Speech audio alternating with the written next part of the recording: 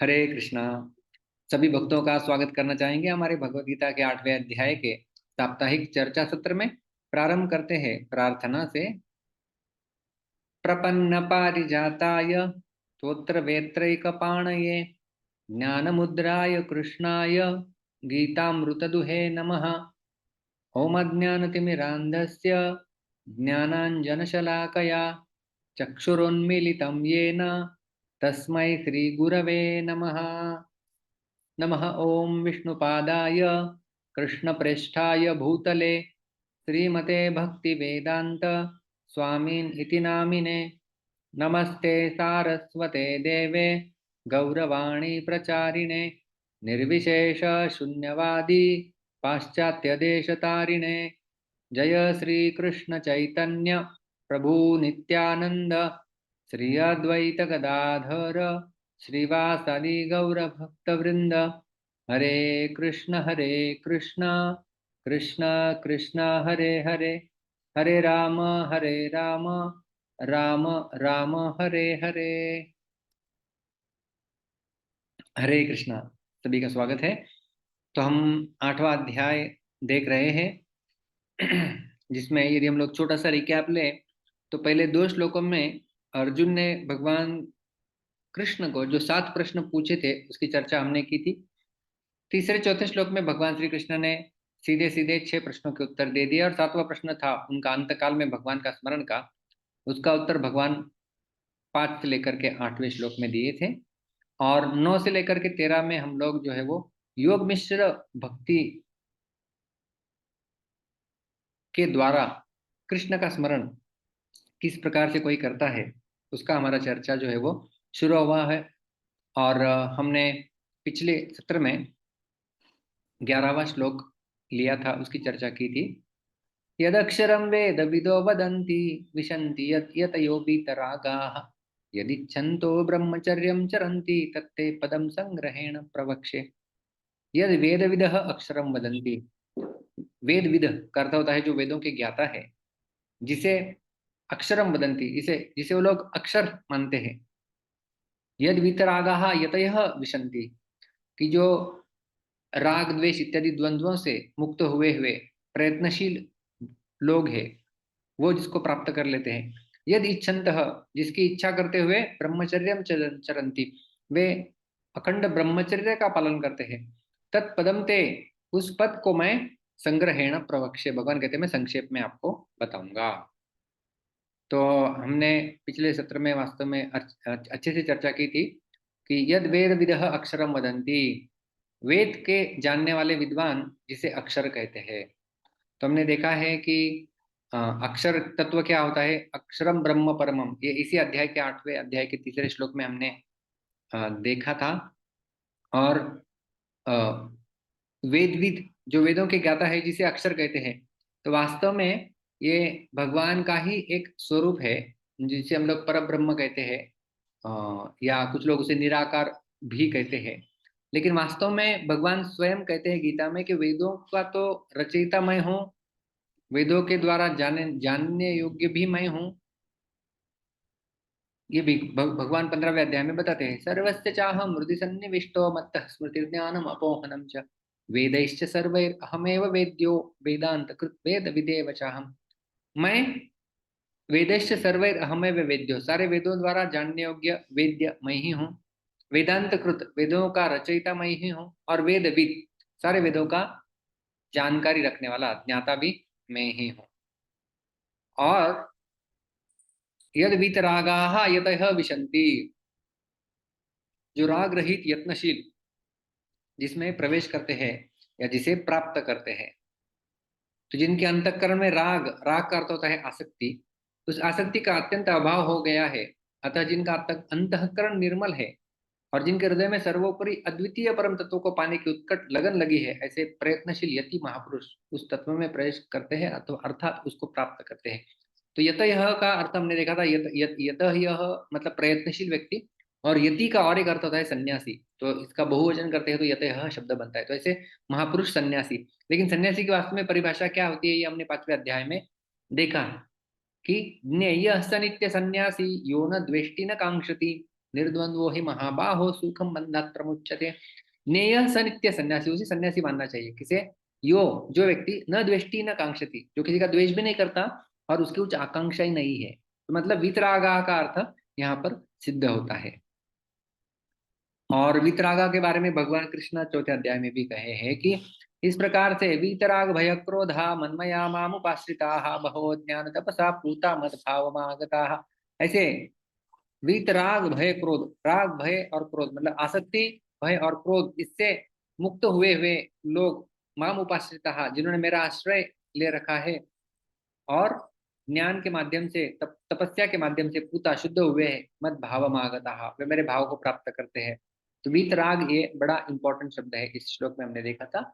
यदि इच्छन्तः ब्रह्मचर्यम चरन्ति, जिसकी प्राप्ति की इच्छा करते हुए ब्रह्मचर्य का पालन ये लोग करते हैं। तो हमने देखा था परमात्मा प्राप्ति के सिवाय जिनका और कोई ध्येय नहीं है, और जो परमात्मा प्राप्ति की इच्छा रखकर ब्रह्मचर्य का पालन करते हैं, संपूर्ण इंद्रियों का संयम करते हैं, अर्थात किसी भी विषय का भोग बुद्धि से सेवन नहीं करते हैं। तो एक होता है भोग बुद्धि और दूसरी होती है योग बुद्धि। तो भोग बुद्धि का अर्थ है कि ये सब मेरे लिए है, स्वयं के उपभोग के लिए है। और योग बुद्धि होता है कि ये मेरे लिए नहीं बल्कि दूसरों के लिए है, ये मेरे लिए नहीं बल्कि भगवान के लिए है। तो उस बुद्धि से जो है वो सेवन करते हैं, भोग बुद्धि से कभी सेवन नहीं करते हैं, इंद्रियों का संयम करते हैं, ये ब्रह्मचारी व्रत का पालन। और सबसे बड़े ब्रह्मचारी हमने उदाहरण देखा था, भीष्म पितामह स्वयं थे, और किस प्रकार से अपने प्राणों को उन्होंने धारण कर रखा था, उसके भी चर्चा हमने की थी। और ब्रह्मचर्य, इस व्रत के हमने लाभ भी देखे थे। ब्रह्मचर्य मानसिक एकाग्रता और स्मृति में वृद्धि होती है, भावनात्मक नियंत्रण और स्थिरता को ही प्राप्त कर सकता है, सृजनात्मकता में वृद्धि होती है, इच्छा शक्ति में वृद्धि होती है, विचारों में स्पष्टता आ जाती है।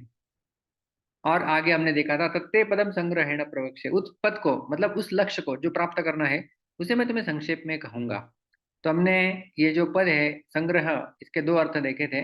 एक तो है संक्षेप में मतलब ब्रीफली, मैं इसको ज्यादा विस्तार से नहीं बताऊंगा क्योंकि हमने देखा था कि कलयुग के लिए खास करके ये विधि इतनी लागू नहीं होती, अष्टांग योग या अष्ट चक्र योग इत्यादि। तो और दूसरा अर्थ बताया गया है, सिद्धेश्वर स्वामी बताते हैं कि अ, सम्यक गृह्यते, जिसे जिसे तुम अच्छे से समझते हैं। I will tell you the method by which you will completely understand, ये बल्ले विद्याभूषण हमें बताते हैं अपने टीका में। तो इस प्रकार से हमने देखा था कि कोई व्यक्ति कौन से भी आश्रम में क्यों ना हो, ब्रह्मचारी, गृहस्थ, वानप्रस्थ और संन्यास, ये चार आश्रम होते हैं, किसी भी आश्रम में भी क्यों ना हो व्यक्ति हो, वह उस पद की प्राप्ति कर सकता है, ये इस श्लोक से सिद्ध होता है। तो वेद विदः अक्षरम वदंती, ये क्योंकि गृहस्थों का कर्तव्य होता है कि वेदाध्ययन करें, तो ये गृहस्थाश्रम। वीतरागयत ये है सन्यासी और वानप्रस्थी।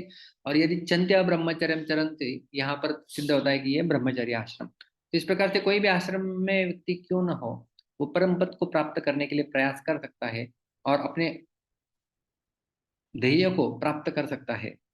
ये इसकी चर्चा हमने की थी। तो ये हमारा 11वां श्लोक हो गया कि वेद वेदता लोग जिसे अक्षर कहते हैं, राग रहित यत्नशील पुरुष जिसको प्राप्त करते हैं, और साधक जिसकी प्राप्ति की इच्छा करते हुए ब्रह्मचर्य का पालन करते हैं, वह पद मैं तुम्हें संक्षेप में कहूंगा, उस लक्ष्य को मैं संक्षेप में कहूंगा। तो भगवान अभी संक्षेप में बताने वाले उस पद को, तो उस पद की प्राप्ति और उस उद्देश्य तक पहुंचने के लिए क्या साधन करना होगा। तो शठ चक्र योग हम लोग 10वें श्लोक में देखे थे ना, भ्रुवर मध्य प्राणम आवेश्य सम्यक। तो इस प्रकार से वो शठ चक्र योग की विधि और उस योगी का गंतव्य स्थान, उस पद को भगवान संक्षेप में बताएंगे। तो ये दो श्लोकों में भगवान बताते हैं। तो हम आज ये दोनों श्लोक देखेंगे क्योंकि भगवान ने भी संक्षेप में बताया है, तो हम उसको ज्यादा विस्तार से नहीं बताएंगे, केवल हम भी श्लोकों का अर्थ संक्षेप में ही हम लोग इसका निरूपण करेंगे। तो ये दो श्लोकों में भगवान कहते हैं, कोई यदि उच्चारण करना चाहता है तो हैंड रेज कर सकते हैं। 12वें श्लोक में भगवान बताते हैं, सर्वद्वाराणि संयम्य मनोरुधि निरुध्य च मूर्ध्याधायात्मनः प्राणम आस्थितो योग धारणाम। विश्वजीत जी, मैंने आपको अनम्यूट किया है। हरे कृष्ण प्रभु जी, दंडवत। हरे कृष्ण। तो हम लोग एक एक शब्द आप सभी मेरे पीछे दो दो बार दोहराइए। सर्वद्वाराणि सर्वद्वाराणि सर्वद्वाराणि सर्वद्वाराणि संयम्य संयम्य संयम्य संयम्य मनः मनः मनः मनः हृदि हृदि हृदि। हृदि। तो यहाँ पर जो अधुरेकांकित शब्द है वहां पर संधि हो जाती है, यहाँ पर विसर्ग का लोप हो जाता है। मनोहृदि मनोहृदि निरुध्य निरुद्य निरुध्य निरुद्य च च च च मूर्ध्नि, मूर्ध्नि ये ध है, ध मूर्ध्नि मूर्ध्नि आधाय आधाय आधाय आधाय आत्मनः आत्मनः आत्मनः। आत्मनः। यहाँ पर एक यण संधि होती है मूर्धनि और आधाय के बीच में, और आधाय और आत्मना के बीच में जो है वो सवर्ण दीर्घ संधि होती है। पूर्ण शब्द होता है मूर्ध्न्याधायात्मनः मूर्ध्न्याधायात्मनः प्राणम प्राणं प्राणम प्राणम् आस्थितः आस्थितः आस्थितः आस्थितः योगधारणाम योगधारणाम् योगधारणाम। योगधारणाम्। तो यहाँ पर भी विसर्ग ओ में परिवर्तित हो जाता है। आस्थितो योगधारणाम। आस्थितो योगधारणाम्। संपूर्ण श्लोक गाएंगे एक एक पाठ के साथ, सब लोग गाइए। सर्वद्वाराणि संयम्य सर्वद्वाराणि संयम्य मनोहृदि निरुध्य च मनोहृदि निरुध्य च मूर्ध्न्याधायात्मनः प्राणम् मूर्ध्न्याधायात्मनः प्राणम् आस्थितो योगधारणाम्। आस्थितो योगधारणाम्। उत्तम, बहुत अच्छे। हरे कृष्ण प्रभु जी। हरे कृष्ण। हम लोग एक श्लोक पूरा कर लेंगे, बाद में हम लोग दूसरे श्लोक की ओर जाएंगे। अब पीनल। हरे कृष्ण प्रभु जी, दंडवत प्रणाम। हरे कृष्णा। सर्वद्वाराणि संयम्य सर्वद्वाराणि संयम्य मनोहृदि निरुध्य च मनोहृदि निरुध्य च मूर्ध्याधायात्मनः प्राणम् मूर्त्याधायात्मनः प्राणाम् आस्थितो योगधारणाम्। आस्थितो योगधारणाम्। हरे उत्तम। कृष्ण प्रभु जी, थैंक तो ये जो शब्द है ना, मूर्धनी शब्द है। मूर्धनी, मूर्धनी का अर्थ होता है सर, मस्तक। तो मूर्धनी और आधाय, तो ये मूर्ध्न्या बन जाता है। तो इसका उच्चारण आपको ठीक से करना होगा, मूर्ध्न्याधायात्मनः। एक बार आखिरी बार। मीना माता जी, आपको अनम्यूट किया है। हरे कृष्ण प्रभु जी, पंचांग प्रणाम। सर्वद्वाराणि संयम्य मनोहृदि निरुध्य च मूर्धन्याधायात्मनः प्राणम् आस्थितो योगधारणाम्। उत्तम, हरे कृष्ण धन्यवाद। प्रभु जी। तो हम इसका अन्वय देखते हैं कि आसान है। सर्वद्वाराणि संयम्य, अपने सारे दरवाजों को नियंत्रित करते हुए, मनः मन को हृदि निरुद्ध च हृदय के अंदर स्थापित करके, आत्मानः प्राणम मूर्धनि आधाय, अपने प्राण को मूर्धनि का अर्थ होता है सर, मस्तक में स्थापन करते हुए, योग धारणाम आस्थित, और योग धारणा में स्थित हो करके। इसका अनुवाद श्रील प्रभुपाद जी करते हैं। समस्त इंद्रिय क्रियाओं से विरक्ति को योग की स्थिति योग धारणा कहा जाता है। इंद्रियों के समस्त द्वारों को बंद करके तथा मन को हृदय में और प्राणवायु को सिर पर केंद्रित करते मनुष्य अपने को योग में स्थापित करता है।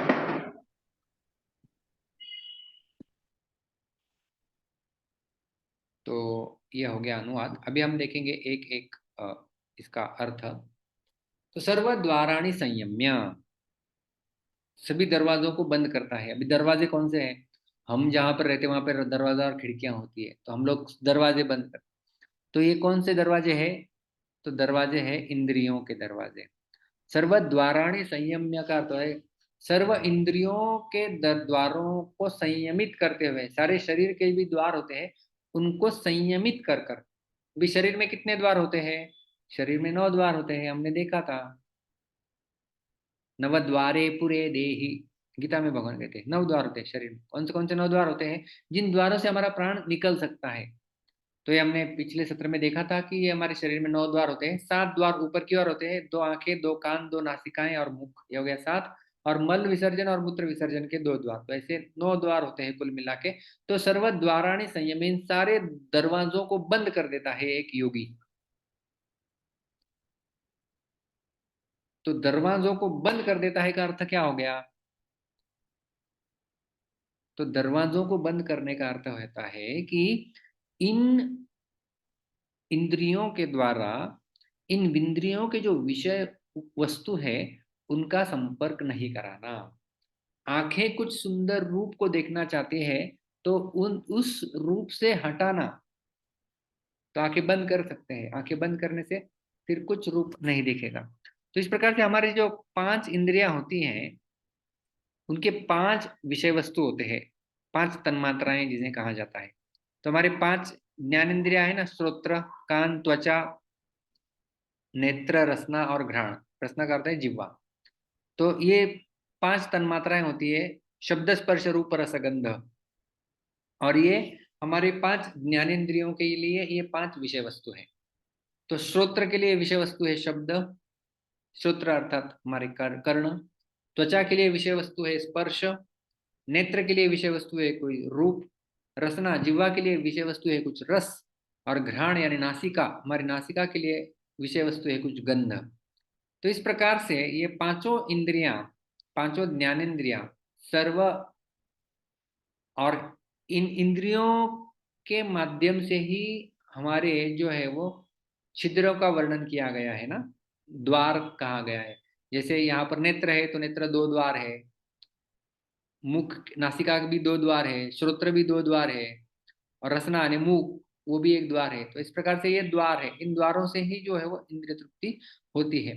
तो यहाँ पर क्या कहा गया है कि सर्व द्वाराणि संयम, अपने सर्व दरवाजों के ऊपर नियंत्रण प्राप्त करते हुए इनको मानो बंद कर दिया है अभी एक योगी ने। और क्या किया है उसके साथ साथ मनोहृदि निरुद्ध, अपने मन को हृदय में स्थिर करके। अपने हृदय में कौन रहता है? हृदय में स्थिर करना मतलब क्या? मेरा हृदय है, मेरे हृदय में मैंने मन को स्थिर किया हुआ है। अभी हृदय मतलब हम लोग जो डायग्राम में देखा हुआ है वो वाला हृदय की बात नहीं हो रही है। हृदय हम लोग देखते हैं ना, ऐसा हार्ट निकला हुआ रहता है, वो हृदय, वो वाला हृदय की बात नहीं है। कि हृदय में स्थित परमात्मा के ऊपर उसने ध्यान केंद्रित कर दिया है। श्रीमद् भागवत के 3 स्कंद में कपिल मुनि माता देवहूति को जो उपदेश देते हैं उसमें विस्तार से बताते हैं कि परमात्मा का रूप क्या है, उस रूप के ऊपर योगी को ध्यान करना होता है। तो उसमें विस्तार से उस रूप का भी वर्णन किया गया है, उसकी चर्चा हम लोग यहाँ पर नहीं करेंगे। लेकिन यदि आपको और इंटरेस्ट है तो श्रीमद् भागवत का 3 स्कंद और लगभग 27-28वें अध्याय में उनका वर्णन हमें मिलता है।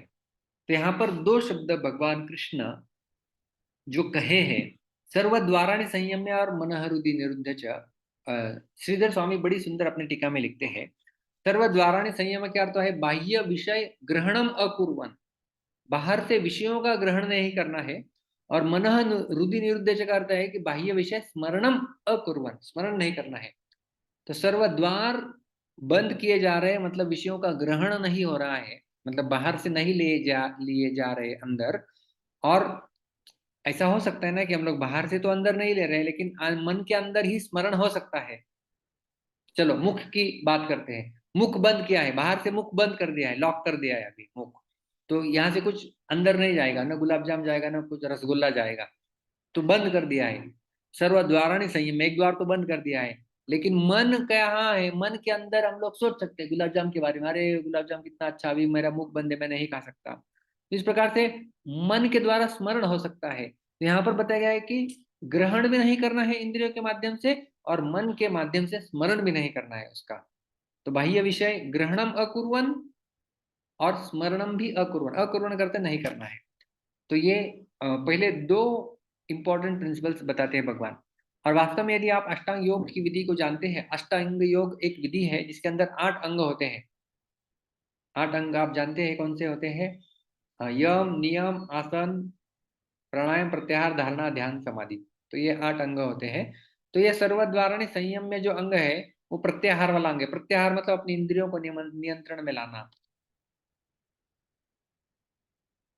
तो ये दो बातें भगवान ने यहाँ पर बताई, और इसके बाद कहते हैं मन को तो हृदय में स्थित परमात्मा में लगा दिया, आत्मनः प्राणम मूर्धन्य आदाय, अपने प्राणों को मस्तक में स्थापन करते हैं। तो मस्तक में मतलब हमारा ये मस्तक, मस्तक प्राण भी, प्राण शरीर के कौन से द्वार से बाहर निकलने वाला है। ये योगी कब कर रहा है? ये लगभग उसका अंतकाल समय आया है, अंतकाल नजदीक आया है, उस समय ये कर रहा है, ताकि प्राण कहीं और से नहीं चला जाए, किसी और द्वार से नहीं चला जाए। इसलिए सारे द्वारों को बंद कर दिया है, इंद्रियों को संयम किया हुआ है, मन हृदय में स्थित परमात्मा के ऊपर केंद्रित है, और प्राणों के ऊपर भी नियंत्रण प्राप्त कर लिया। और प्राण को जो हमने देखा था, आपको याद है पिछले सत्र में 10वें श्लोक में हमने उसका वर्णन किया था कि किस प्रकार से हमारे जो चक्र होते हैं शरीर में, षट चक्र, वहां से एक एक चक्र, मूलाधार चक्र से धीरे धीरे धीरे करके प्राण को आज्ञा चक्र, भ्रू और मध्य प्राण आवेश सम्यक, दो भुवों के बीच में मध्य में जो होता है वो हमारा आज्ञा चक्र होता है, और यहाँ पर स्थित करते हैं। तो मूर्धन्य आधाय मतलब मूर्धन्य मतलब हमारे मस्तक में लाता है। तो उसने अपने प्राण के ऊपर नियंत्रण प्राप्त कर लिया है, और प्राण को वो ऊर्ध्व गति में लेके जा रहा है और अपने मस्तक में स्थापित कर रहा है। और तो मस्तक को फोड़ के वो बाहर निकलेगा ब्रह्मरंध्र से। तो ये उसका प्रयोजन है। इस प्रकार से प्राणम मूर्धनि आधा है, अपने प्राण को मूर्धनि सिर के मस्तक में वो लाके रखा है, मस्तक में स्थापित करता है, और योग धारणा में स्थित होता है। योग धारणा अस्थित, योग धारणा, योग धारणा का अर्थ क्या है? योग धारणा का अर्थ है कि इस प्रकार से स्थिरता, स्थैर्यम प्राप्नोति, एक स्थिर हो गया है, शरीर भी स्थिर है और मन भी स्थिर है, अविचलित है, बुद्धि भी स्थिर है, उसे कहते हैं योग धारणा। और मन भी स्थिर है, मन भगवान के परमात्मा रूप के ऊपर ध्यान कर रहा है। और उसकी वाणी क्या करती है, अभी वो चिंतन क्या करता है, बोलता क्या है, उसका वर्णन भगवान अगले श्लोक में करेंगे, 13वां श्लोक। आप पुनः एक बार हैंड रेज कर सकते हैं, आप उच्चारण करना चाहते हैं तो। ओमित्येकाक्षरं ब्रह्म व्याहरन् मामनुस्मरन् यः प्रयाति त्यजन् देहं स याति परमां गतिम्। तो इसका अन्वय हम देखेंगे, इसके भी हम लोग शब्द दो दो बार उच्चारण करेंगे। विश्वजीत जी, मैं आपको अनम्यूट किया है। ओम। हरे कृष्ण। ओम। ओम ओम। इति इति। इति इति। एकाक्षरम् एकाक्षरम्। एकाक्षरम्। एकाक्षरम्। यहाँ पर भी है यण संधि होता है, इत्येकाक्षरम् इत्येकाक्षरम्। ब्रह्म ब्रह्म।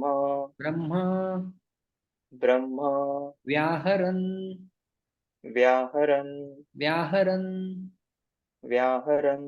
माम माम्। माम माम्। अनुस्मरन् अनुस्मरन्।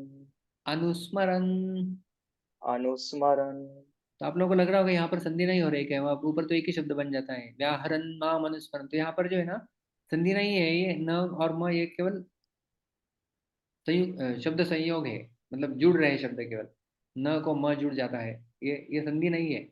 संधि का अर्थ होता है कि वहां पर कुछ अलग परिवर्तन हो जाता है, वो है संधि। तो यहाँ पर केवल ये जुड़ जाते हैं, व्याहरन् माम अनुस्मरन्। यह यः। यह यः। प्रयाति प्रयाति। प्रयाति प्रयाति। त्यजन् त्यजन्। त्यजन् त्यजन्। देहं देहं। देहं देहं। सह सः सः सः याति याति याति। याति। तो यहाँ पर विसर्ग का लोप हो जाता है। स याति स याति परमाम परमां परमाम परमां गतिम गतिं गतिम। गतिं। पूर्ण श्लोक एक एक पाद के साथ। ओमित्येकाक्षरं ब्रह्म ओमित्येकाक्षरं ब्रह्म व्याहरन् मामनुस्मरन् व्याहरन् मानुमस्मरन् यः प्रयाति त्यजन् देहम् यः प्रयाति त्यजन् देहं स याति परमां गतिम्। स याति परमां गतिम्। उत्तम, धन्यवाद। हरे कृष्ण प्रभु जी, दंडवत प्रणाम।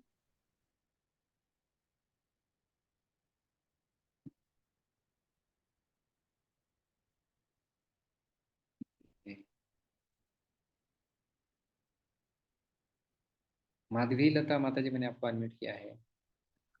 हरे कृष्ण प्रभु जी। हरे कृष्णा। मेरे पीछे बोलेंगे इसको? हाँ प्रभु जी। ओम आई विल ट्राई वंस। ओम मेरे पीछे ही बोलिए, इत्येका। हाँ ठीक पीछे है। बोलिए, दूसरी बार बोल रहे अच्छा रहेगा। ओम इत्येकाक्षरं ब्रह्म ओम इत्येकाक्षरं ब्रह्म व्याहरन् मामनुस्मरन् व्याहरन् मामनुस्मरन् यः प्रयाति त्यजन् देहम् यः प्रयाति त्यजन् देहं स याति परमां गतिम्। स याति परमां गतिम्। उत्तम, धन्यवाद। धन्यवाद।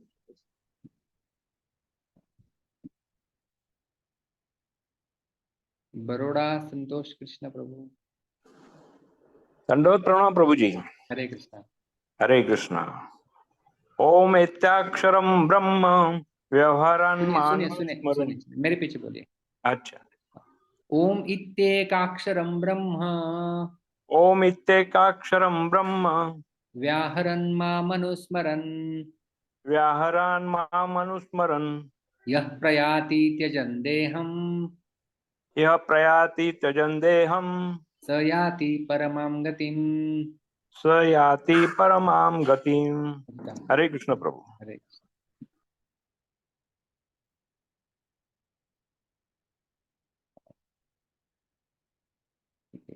बार लेते पीनल। हरे कृष्ण प्रभु जी, धन्यवाद प्रणाम। हरे कृष्ण। ओम इत्येकाक्षरं ब्रह्म ओम इत्येकाक्षरं ब्रह्म व्याहरन् मामनुस्मरन् व्याहरन् मामनुस्मरन् यः प्रयाति त्यजन् देहम् यः प्रयाति त्यजन् देहं स याति परमां गतिम्। स याति परमां गतिम्। थैंक यू प्रभु जी। हरे कृष्ण। तो हो गया, हम लोग और नहीं उच्चारण करेंगे। एंड तो और ऊपर है, लेकिन हमारे पास इतना समय नहीं है। आप घर पे प्रैक्टिस कर सकते हैं। और तो इसका अन्वय हम लोग देखेंगे। ओम इति एकाक्षरम ब्रह्म व्याहरन्। ओम तो हम सब जानते हैं। ओम इति, यह एक अक्षरम ब्रह्म, ये एक अक्षर वाला ब्रह्म है। व्याहरन्, उसका उच्चारण करते हुए, और उसके साथ साथ माम अनुस्मरन्, मेरा स्मरण करते हुए। यह जो व्यक्ति देहम त्यजन प्रयाति, अपने देह को त्याग करते जाता है। सह, वह व्यक्ति, यह है ना, तो इसलिए सह आएगा। जैसे हम लोग कहते हैं ना, जो वो, यत् तत्, यत्र तत्र, है ना? यत्र योगेश्वर कृष्ण यत्र पार्थो धनुर्धरः तत्र श्री विजय भूति। तो यत्र तत्र, यदा तदा, यथा तथा, उसी प्रकार से यह सह, यह यह जो व्यक्ति देहम त्यजन प्रयाति, देह त्याग करते हुए जाता है, सह, वह व्यक्ति परमाम गतिम याति, वो परम गति को प्राप्त कर लेता है। तो ये जो है सारे, ये क्रिया शुरू है, क्रिया हो रही है, ये क्रिया करते हुए हो रहा है। तो अनुस्मरण, अनुस्मरण शब्द है, ये अन, उसको जो है वो प्रत्यय लगाया जाता है उस क्रिया वो क्रिया चालू है, अभी पूरी नहीं हुई है। जब पूर्ण हो जाती है तो हो गई है तो वह व्यक्ति अ, अनुस्मरति, इस प्रकार से बोला जाता है। या देहम त्यजति, वो देह त्याग करता है। लेकिन देह त्याग करते हुए हुए करते हुए सारी इंद्रियों को संयम कर लिया है। जो हमने पिछले श्लोक में भी यही देखा ना कि संयम है, ये सब कर लिया है। और फिर देह त्यजन, अभी वो देह को त्याग कर ही रहा है। तो लेकिन क्या क्या कर रहा है उसके साथ? ओम इति एकाक्षरम ब्रह्म, वो एकाक्षर ब्रह्म का उच्चारण कर रहा है। मां मनुस्मरण, मेरा स्मरण करते हुए, अपने देह को त्याग करते हुए ये सब कर रहा है, तो वो परम गति को प्राप्त कर लेगा। तो यहाँ पर जो है वो वास्तव में इस जो हम लोग प्रकरण प्रारंभ किए हैं, अ, भगवान का स्मरण, जो अर्जुन का 7वां प्रश्न था कि आखिर में आपको स्मरण कैसे होता है, तो उसका 5वें श्लोक से उत्तर देना प्रारंभ किया था भगवान ने। अंत काले च मामेव स्मरण मुक्त्वा कलेवरम, या यम यम वापि स्मरण भावम त्यजत्यन्ते कलेवरम, उसका किया था कि त्याग करता है। तो कौन सी भावना में त्याग? तो योग मिश्र, जो योगी व्यक्ति होता है वो किस प्रकार से त्याग करता है, इसका वर्णन हो रहा है।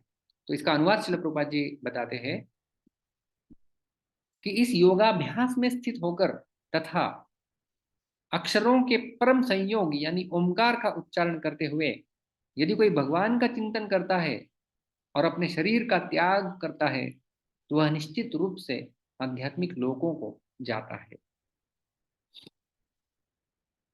तो ओम इति एकाक्षरम ब्रह्म व्याहरन। ओम, ओम तो हम सब जानते हैं, ओम इस एक अक्षर ब्रह्म का उच्चारण करता हुआ। तो अभी यहाँ पर जो है वो उच्चारण, तो ऐसा बताया गया है कि ये जो उच्चारण है, क्योंकि सर्वप्रथम देखिए सर्व द्वाराणि संयम में कर लिया है, तो सर्व दरवाजे बंद कर दिए है, तो मुंह भी बंद है, तो बोलेगा कैसे? तो वो उसका उच्चार मन में हो रहा है। तो व्याहरण का अर्थ यहाँ पर है मन में उच्चारण करते हुए, ओम के ऊपर मन में उच्चारण कर रहा है वह व्यक्ति, मन में उसका उच्चारण चल रहा है ओम ओम इति। और इसको एक अक्षर ब्रह्म कहा जाता है। एक अक्षर ब्रह्म का अर्थ होता है कि ये एक ही अक्षर है ना, शब्दों में अलग अलग अक्षर होते हैं, तो ये एक अक्षर है। और वेदों में ओमकार को जो है वो मूल मंत्र बोला गया है।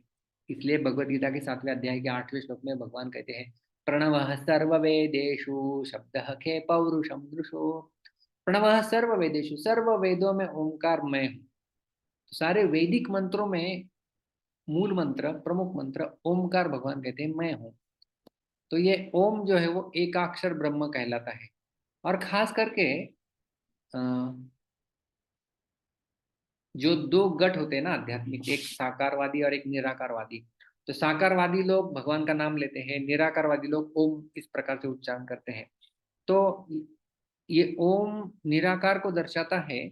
लेकिन इसके साथ साथ जब हम लोग साकारवादी भी होते हैं, तो भी इस ओम को हम लोग भगवान का ही एक स्वरूप मान सकते हैं। जैसे भगवान कृष्ण गीता के 10वें अध्याय में अक्षराणाम अकारोस्मि कहे हैं कि अ जो भी कोई होता है, अ अक्षर, वो सारे अक्षरों में अ अक्षर मैं हूं, क्योंकि अ के अलावा उनका उच्चारण हो ही नहीं सकता। तो इसलिए ये ओम है। और ये ओम के बिना किसी भी वैदिक मंत्र का उच्चारण नहीं हो सकता। तो मतलब सारे वेदों को वास्तव में ओम ने धारण कर रखा है। और ओम ने का अर्थ होता है एकाक्षर ब्रह्म ने स्थापित कर लिया, मतलब भगवान ने धारण कर रखा है। तो इस प्रकार से ये ओम का अर्थ हुआ। माम अनुस्मरण, मेरा स्मरण करता हुआ। तो मेरा स्मरण करता हुआ, अभी भगवान का स्मरण वो कैसे कर रहा है?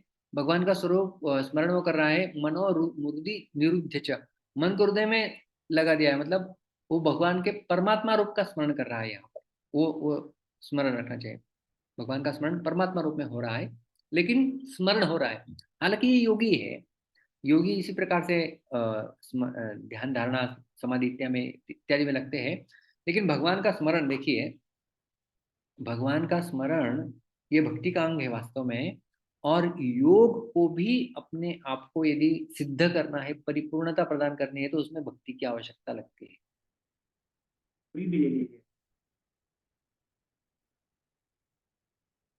आप,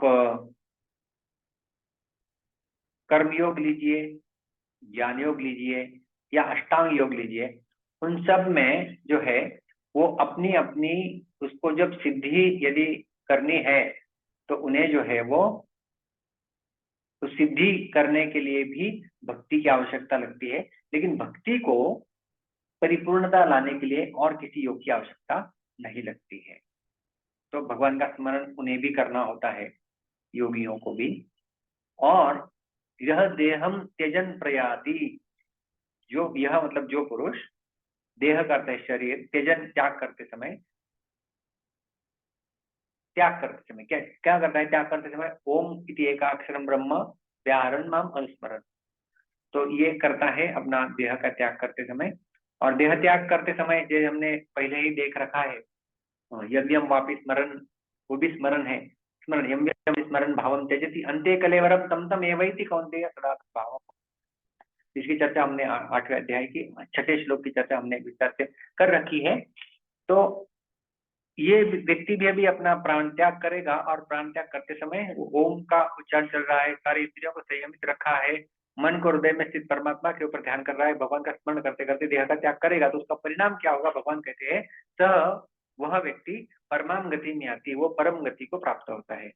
परम गति तो हमारे बल्ले विद्याभूषण और विश्वनाथ चक्रवर्ती ठाकुर दोनों आचार्य बताते हैं कि यह परमाम गति का अर्थ होता है यहाँ पर वो भगवान के धाम में चला जाता है, भगवान के लोक में चला जाता है, उस व्यक्ति को सालोक्य मुक्ति मिल जाती है। तो मुक्ति के भी कई सारे प्रकार होते हैं, ऐसा योगी यहाँ पर जो वर्णन कर रहे हैं उसको सालोक्य मुक्ति मिलती है। कौन सी मुक्ति मिलती है? सालोक्य का अर्थ होता है प्लैनेट, सलोक्य सालोक्य मतलब भगवान जिस प्लैनेट में रहते हैं, जिस लोक में रहते हैं, उसी लोक में निवास करने का सुअवसर इस व्यक्ति को प्राप्त होता है। तो ये है भगवान के धाम में जाना। तो ये व्यक्ति भी इस प्रकार से स्मरण करते हुए उस परम सत्य परम तत्व को प्राप्त कर सकता है। तो इस प्रकार से हमने देखा था कि 10वें श्लोक में किस प्रकार से यदक्षरं वेद विदो वदन्ति विशन्ति यत् यत् योगीतरागाः यदिच्छन्तो ब्रह्मचर्यं चरन्ति तत्ते पदं संग्रहेण प्रोक्ष। भगवान ने कहा था कि मैं उस पद को आपको बताऊंगा। कौन सा पद है? यही परमाम गतिम याति, वही पद को प्राप्त कैसे करता है मैं तुम्हें बताऊंगा। और जिसको प्राप्त करने के लिए ब्रह्मचर्य, जिसको अक्षर कहते हैं,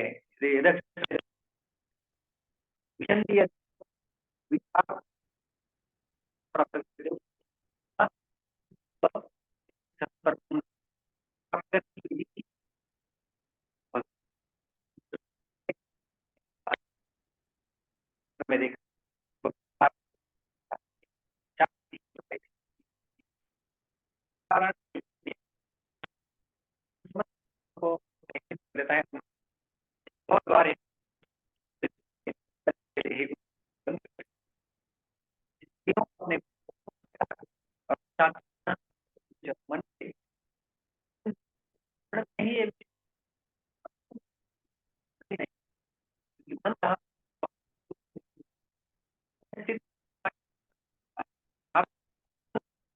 अपने मन तो बंद कर दिया है। अभी प्राण को क्या करेगा?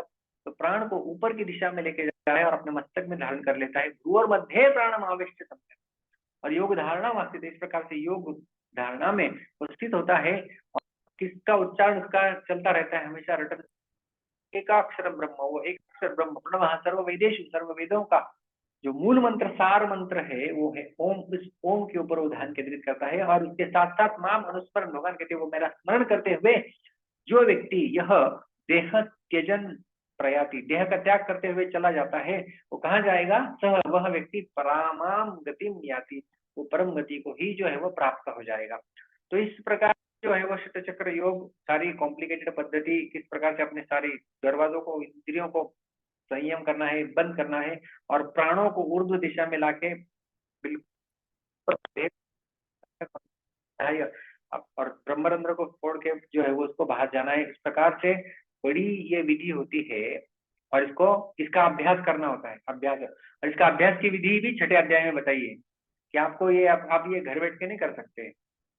शुचोदेशे प्रतिष्ठाप्य स्थिरम आसनम आत्मनः नास्ति चित्तम नास्ति नीचम शैलाजीन कुशोत्तरम तत्र एकाग्रम मनः कृत्वा यतचित्तेन्द्रिय क्रिया उपविश्यासने युञ्जात योगम आत्मविशुद्धये। तो पूरा उसका वर्णन छठे अध्याय में इस अष्टांग योग की विधि का भगवान ने वर्णन किया है कि आप शुचो जैसे प्रतिष्ठा आप अच्छे देश में जाके वहां पर बैठिए, ना कि अच्युतम ना कि नीचे, ऐसा आसन होना चाहिए जो बिल्कुल हाइटेड नहीं है, कम हाइटेड नहीं है। तो इस पूरा उसका वर्णन जो है वो भगवान ने अष्टांग योग का छठे अध्याय में कर दिया है। उसका अभ्यास करते करते आज के जो श्लोक है वो स्थिति कोई व्यक्ति प्राप्त कर सकता है त्याग करते समय और भगवान के धाम को जा सकता है। तो यह हो गई योग मिश्रित भक्ति की व्याख्या 8वें अध्याय के श्लोक संख्या 9 से लेकर के 13 तक हमने देखी। अभी इसके बाद भगवान कृष्ण जो है वो भगवान का एक भक्त होता है, वो भी किस प्रकार से अपना अभ्यास करता है और वो भी इस पद को प्राप्त करता है, और वो कोई सी सरल सरल विधि है भक्ति की, उस विधि का वर्णन अभी अगले श्लोक से करना प्रारंभ करेंगे। उसकी चर्चा हम हमारे अगले सत्र में करेंगे। तब तक के लिए बहुत बहुत धन्यवाद। हरे कृष्ण। ग्रंथराज श्रीमद् भगवद गीता की जय, श्रील प्रभुपाद की जय।